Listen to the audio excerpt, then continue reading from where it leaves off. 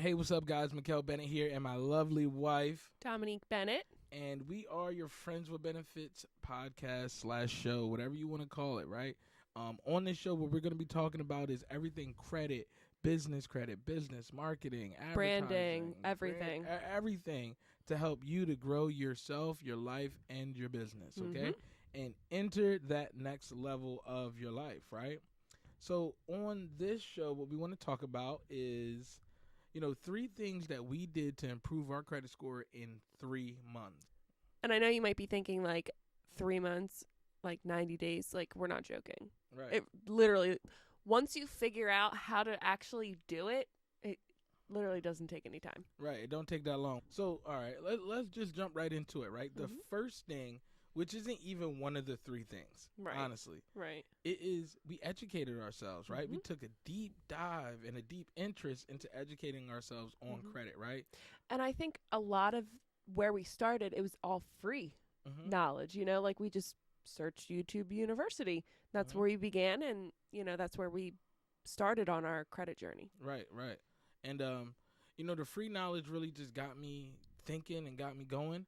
But then when it came to me, like, repairing my credit and learning the strategies behind removing negative accounts and stuff, I definitely invested. I bought 2 courses in a matter of 2 days, right? Yeah. When I jumped in, I was like, I'm Literally. buying this bull course, and I'm buying this bull course too, right? I'm learning all the methods. Right. And, it was, And you definitely got value from each of them. Like, each of them did something different, you know what I mean? Yeah. And you and I think that's, like, what really happened, when you started educating yourself. You were purchasing courses and getting free info and figuring it out yourself, and, like, that's really what you use to start fixing your credit yourself.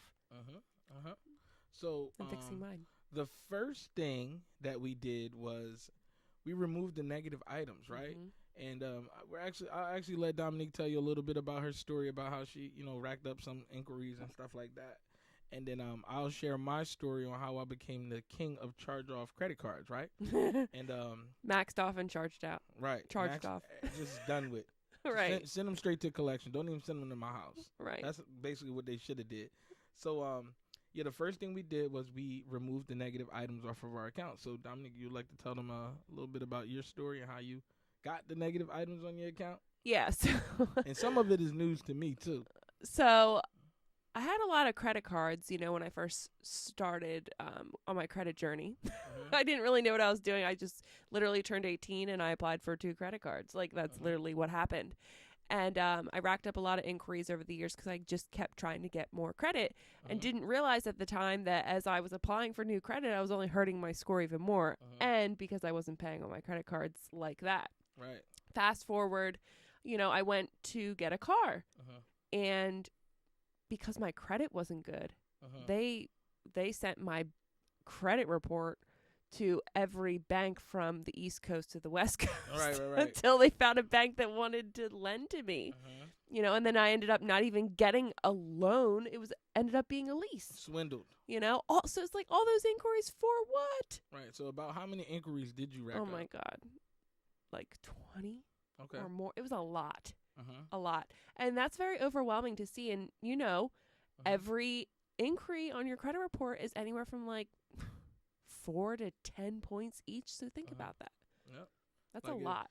If let's say on average every inquiry was 5 points and you had 20, that's another 100 points. That's the difference of you being at a 600 score and a 700 score or an 8. A 700 or an 8. Exactly. So the inquiries can definitely hurt you, and the car dealership will definitely run you if you don't know. Really quick, tell them how.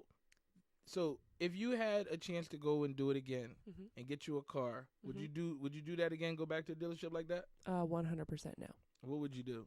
So I would do what I did once I learned how to really do it. I went to my credit union, but you can go to an actual another bank as well. But I went to my credit union and I told them, hey, I wanted to buy this car. And they said, okay, get us the VIN number and, we'll make sure, that we want to do it, blah, blah, blah. Did that. They gave me a check. And I was able to actually, purchase a car from Virginia. It was an Audi. I purchased it from Virginia, and I was able to include my shipping fee for them to drive the car up to deliver it to me, all within my loan. So they gave me a check, one inquiry. So you basically could kind of like negotiate. Look, I'm gonna need y'all to bring that car up here, and everything is on that check. Okay. And before we jump off of that, like that topic, did you just go to the credit union one day and just say, "Hey, give me a car note"? No. So I started off by building a relationship with them, which is what you want to do with all banks. And we've talked about that in previous podcasts, you know, about relationship building. Like you want to build a relationship with the bank. So they know me by name by now. You know, I have their email addresses. I have their direct numbers, all that good stuff. So I went in there, showed my face, said, "Hi, I'm Domonique. I'm Mikhail's fiance at the time." And, yeah, just started building a relationship with them, opened up a bank account, got my direct deposit, which, you know, I think we talked about sticky products before. Yeah. Go back and listen to one of the older episodes. Yeah. So I, went and, you know, got a debit card, got direct deposit. What else did I get? Online banking, checks, like you name it. Yeah, whatever I could get, I got it. We even opened up a business account with them too. And then, you know, after maybe it was like 30 to 60 days, like after they saw that like my direct deposit was going in there, after that, that's when I was like, "Hey, I really need to buy a car. Like, do you guys have car loans and things like that?" Okay. All right. So you see how Domonique was able to arrive at the credit report with a ton of inquiries on it, right? Yeah. Right. And did you have a couple collections and charge-offs on there at all? Oh yeah. Okay. For sure. Okay. So that's where she stood a few years ago, and then myself, like my story with credit was I really just didn't understand credit, and it didn't make sense to me. Nobody ever talked to me really about it besides, you know, the typical get the car, go get some gas. Nobody talked to you that actually knew about credit. Right. So, you know, I always had a lot of misconceptions. So when I got the credit, you know, I basically got every credit card. I got Discover. I had Capital One. I had Walmart, Target, Best Buy. Everybody has a Best Buy credit card. Every one of them, guys. And Target. You know, so let's say that Target gave me a $500 limit, and then you know, next month my bill, because I maxed it out, is $550. $500. Right. I'm like, wait. They only gave me $500, but they asking me for $550. Right. That don't make no sense to me. I'm 22 years old, 23 years old. Yeah. It doesn't make any sense to me. Right. And you're like, what's interest? I just say, you know what? I'll pay them when I can. Right. And when I could, never came around. Right. Never came around. Not before they went into collections and they got charged off and all that stuff, right? So, yeah, basically every single card that I had got charged off. Every single one of them. So when it came to credit, don't ask me nothing. Don't ask me nothing, because I knew every card I had was charged off because of the decisions I made in the past. And, you know, not to get off topic really, but like we on topic. Okay, so like when the cards were like charged off too, like we've had cards where we've had to go to court and things like that too. Facts. But like we didn't have to. We just didn't know any better. You know what I mean? So like when you know better, you do better. And like I feel like that's what we're trying to do to help you guys, like to help the listeners so that you know better and can do better. And why we wanted to tell you our stories, because no matter how bad you think your credit is, it probably isn't as bad as ours was. It's not as bad as you really think it is. Yeah. I see so many people stress themselves out and they run from it without looking at it. And then when we look at it, you're like, oh, it's really not that bad. Like, oh, you got this one thing to fix. Let's figure out how to, you know, the first thing was educating ourselves. So let's figure out how to fix that one issue. And now you booming. Yeah, now you're straight. Understand how the utilization and all that stuff and works, then and now you booming. Once you get it, then once again, here's that when you know better, you do better. Once you get it, you're not going to screw it up again. And if you do, you know how to fix it. Right. Like, you know, nobody's perfect. So the first thing we did was remove negative items, and you know, we got into different courses. I got into different mentorships. I studied different laws. I studied everything. And I pretty much mastered the art of removing negative items off of credit reports. Yeah. So for Domonique, removing the inquiries, you know, we did the call-in method, and we did the FTC report method, right? And we were able... We've even done the slow method. Yeah. The letters. Yeah, sending the letters too. That's crazy. Yeah, we've done everything. We've tried every method when it comes to removing, you know, negative items and things like that. And that's a fact. And they all work. They all work. It's just a matter of timing. Like, how long do you have? Right. That's fast. Like to go and get what you need to get, you know? And like if you want the fast method, it's going to be a little bit more expensive. If you want the slow method, then it's going to be cheap, but you're going to be waiting around a while. And like you might be thinking like it's not working, but that doesn't mean it's not working. Right. It's just, it's called the slow method for a reason because it's slow. Right. So whatever method you learn, you know, you got to apply it to go ahead and remove the negative items. So with Domonique, like I said, we removed her inquiries and the collections that she had. I had all of the charge-offs and the collections. I never had a repo or a bankruptcy because I ain't had a car in my name, right? So literally now, once I was able to learn those methods, I was able to remove all of those negative collections off of my credit report. All negative credit cards off of my report. I even had a Discover card that I got charged off and I got placed in collections. I got removed. And just recently, I was able to get a new Discover card. Like, what? I thought I was out of the game for Discover. Yeah. So, because that can happen. You know, banks can blacklist you and things like that, too. But anyway. So, the second thing was lowered utilization on credit cards that we had. So, we had a lot of credit cards that had high balances, right? And that, again, when you know better, you do better. We didn't know. We just, you know, we didn't know anything about utilization, and I didn't have the cards with the high balance because I had all my cards. That would be me. Max. It was done. Like they was charged off collections, and you know, as Domonique was, we started fixing hers first, right? Because the problem on hers wasn't as severe as the collections on mine. She just had a bunch of. I mean, she did have a couple negative accounts, but she had a bunch of inquiries, right? Once we fixed up the inquiries, then she was able to start rebuilding her credit. Right. And we didn't know much about credit, so the cards that she had went and got, high utilization, right? Now we know better, we do better. Right. So we corrected the utilization on those cards, right? Yeah, and by doing, you know, by correcting the utilization, we paid those cards under 30%. Like and you know, now. We kept them there. Yeah, and now we're really trying to, you know, get our scores up into the 8s. Yes. So we have been paying them down below 9. So.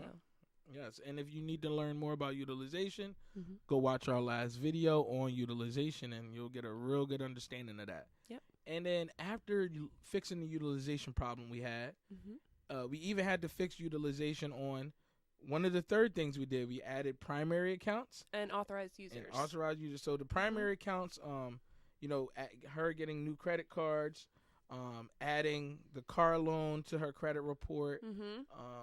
What other kind of, rental karma is another thing. Grain. What other? I was going to say grain. Talk about some of the early cards that you got. What were some of the first cards you got when you were rebuilding? When I was rebuilding. Yeah. So like when you're in the rebuilding phase, like you're kind of limited to what you can get until you earn that trust back. So the first credit card that I got was Capital One, a secured card, and it was $300.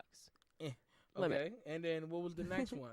The next one was Credit One, which is also, so they have I think they have a secured card, don't they? I think so. But a lot of people end up getting Credit One, like people that don't have great credit. But they gave me a $2,000 limit, so that was like, whoa, cool. Right, and $2,000. You need that. You need that $2,000 limit to start being able to get higher limit credit cards in the future because. When you're starting off rebuilding, they're going to give you low limits. Yeah. So you got to know the companies that will give you higher limits so that when you go and you start really applying, when they look at your report, they see that you already have high limit credit cards. Why would we give them a small limit credit card, right? And then after that, I think that's when I went and got Apple. Okay. My Apple card. So I applied for Apple early on and got denied the first time. And then I actually removed the inquiry. And then after I had those other 2 credit cards, I went and got and applied again for Apple. And Apple has just been increasing my what's it called? Yeah, my limit. Apple, like I don't even have to apply for a limit increase. They just give me a limit increase all the time. Right. Like every 90 days, I want to say I get a limit increase, and it's usually like $2,000 to $3,000. Yeah. Not bad. Yeah. So, and then the final thing we did was we added authorized users to our report. Now, there's many different ways you can go about adding authorized users. If you have family, friends, you know, the people that be, you know, that Uncle Joe or your homie Joe that be bragging about having good credit. Oh, my credit booming. Right. Oh yeah, well then let me see that. I need to get added as an authorized user on one of those cards, right? And I feel like that really freaks people out. Like when you say authorized user, but like here's the thing, right? Like if you add an authorized user or if you get added as an authorized user, you don't get access to the funds, you know? Like you can, but that means you have to get the credit card. So what would if I add you as an authorized user to one of my cards, what is the benefit for you? Since you asked me to put you on as an authorized user, why? How's that going to benefit you? So that's going to help me with my overall credit profile. It's going to increase my overall utilization averages because with your credit score, like we talked about in a previous podcast, so like if your utilization, like if you have a $2,000 credit card, that's just adding to my overall limit. Utilization, yes. Right. It's going to add to my history as well. So like if you've had your credit card for a really long time, again, it's the average of all of your cards and the history of those cards. Right. So it's going to add to my age, you know? So to sum it up, basically all of the positive history that I have on with this card is now going to be slapped onto your report as though you had it. Right. And some people are like, okay, well, like, what if I add a 10-year card? Is it going to say that I've had, credit for 10 years? And it's not. It's an average. So if you get a couple authorized user cards that are, 10 years, 12 years and above, that's only going to help you out more. Right. Because it's an average of all the cards. If you would have rebuilt, like, with the few cards that you had got, your average age would be like a year and a half. Right? Yeah. Or like a couple months. Right, it would have been like a couple months. What we did was we went to my mom actually, and like my mom has a ton of credit cards for years, right? I feel like she gets a credit card wherever she goes. You know, so a lot of people do that. We looked at Old her Navy. Report. Yeah, she got all of them. 20% off if you apply for the card. Oh, sign me up! Sign me up. Sign me up. So we looked at her cards. She pulled her credit card. Looked at all of her cards. Looked at which cards had great utilization. We spoke about the Care One card, right? Or the Care Credit card. She had a Kohl's card, I think, that was really good. These cards are like 15 years old, 20 years old, right? Yep. High limit, low utilization. So you want to make sure that you are getting on the cards that have the high limit, low utilization, and they're old. Right. And now you can go out there and you can buy authorized user trade lines from people. You can even hit me up and you can get a little deal and get yourself added to and get an authorized user or a couple authorized users to boost your credit score. Yeah, we actually sell them. We have a list of them. Yeah, what I want you to understand is that just adding an authorized user to boost your score doesn't mean anything if you still have negative items on your report. It's correct. Like just because you pull up, you pull up in the Murcielago or whatever you pull up in the Lamborghini, right? But we know that you just got the Honda repo last week. Right. Like, it's clear as day. Just because you driving somebody's Lamborghini doesn't mean that I'm about to let you hold my money. Right. Like, oh, you pull up in the Lamborghini, I'm about to let you hold something. No, bro. I can trust you. He drives a really expensive car. I can trust him. Yeah, like, I'm trying to paint a picture for you guys to understand that just because you have a high score doesn't mean anything if your profile is jacked up, guys, right? Yeah, because the credit agencies, they don't just look at the score. Like, think about it. Like, if you get denied for a card, they're going to send, like, if you get denied for credit, they're going to send you a letter with the reasons why they denied you, and it's not usually your score is the reason. It's more than that. It's your overall profile. Lack of credit history, late payments, high usage of available credit, different things like that. Like, banks don't just look at the score.